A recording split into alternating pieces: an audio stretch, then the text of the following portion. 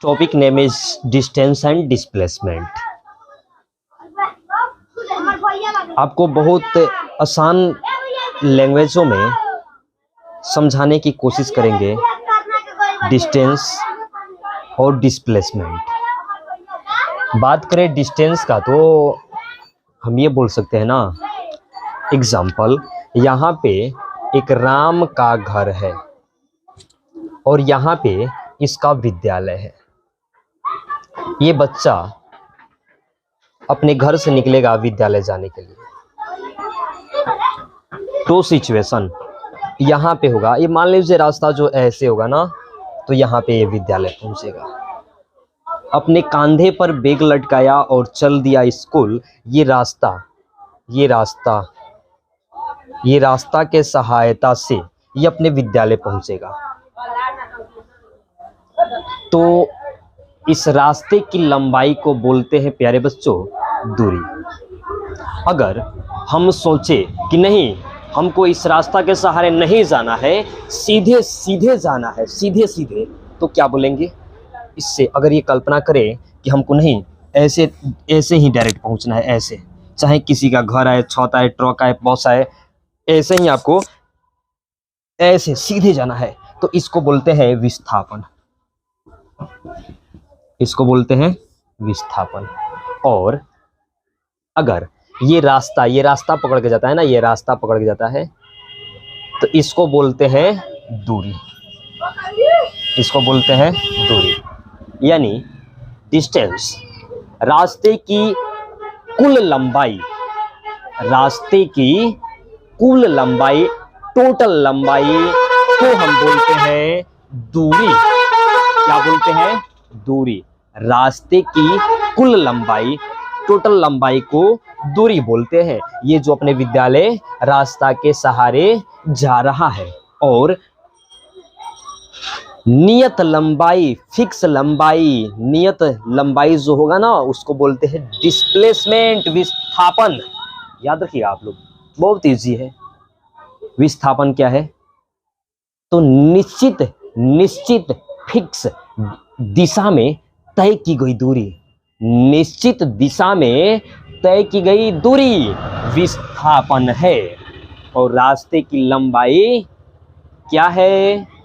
दूरी है। अब बात है कि आप सब कंपेयर कीजिए, सोचिए, खुद सोचिए, आप एक्सप्लेन कीजिए अपने आप माइंड में कि दूरी सदिश है या अदिश है, विस्थापन सदिश है या अदिश है। आप सबकी जानकारी के लिए बता देना, दूरी अदिश राशि है, दूरी अदिश राशि है, और विस्थापन जो है ना, ये सदिश राशि है। काहे कि जो विस्थापन होता है ना, एक निश्चित दिशा में होता है, और दूरी अलग अलग दिशा में होता है। क्योंकि आप जानते हो ना, रास्ता कभी सीधा नहीं होता है प्यारे बच्चों, रास्ता टेढ़ टाढ़ होता है, मतलब इन्ने उन्ने होता है। तो दूरी अदिश, विस्थापन सदिश। कोई दिक्कत?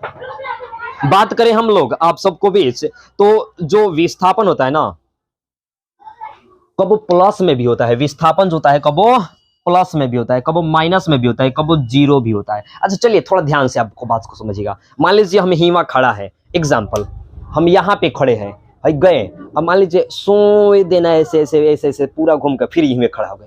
बताइए डिस्टेंस तो ये रास्ता की लंबाई हो गई, लेकिन भाई सोए देना, हेंगा घूमे है, हेंगा आए हैं, फिर यहीं में खड़े हो गए। तो विस्थापन जहां वहां से चलनी है वहां आ गई नहीं, तो जहां वहां से चल के वहीं पे आ गए, तो डिस्प्लेसमेंट प्यारे बच्चों जीरो।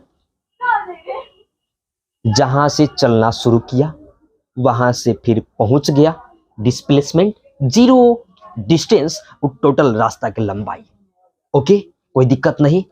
चलिए आगे भी आपको बता दें, जो दूरी होता है ना, ये हमेशा धनात्मक होता है। दूरी कभी ऋणात्मक होकबे नहीं करता है, दूरी कभी भी ऋणात्मक नहीं होता है। Displacement plus minus and zero हो सकता है, मगर डिस्टेंस केवल तो केवल पॉजिटिव यानी प्लस में ही होता है, धनात्मक ही होता है। कोई दिक्कत आपको नहीं होगा।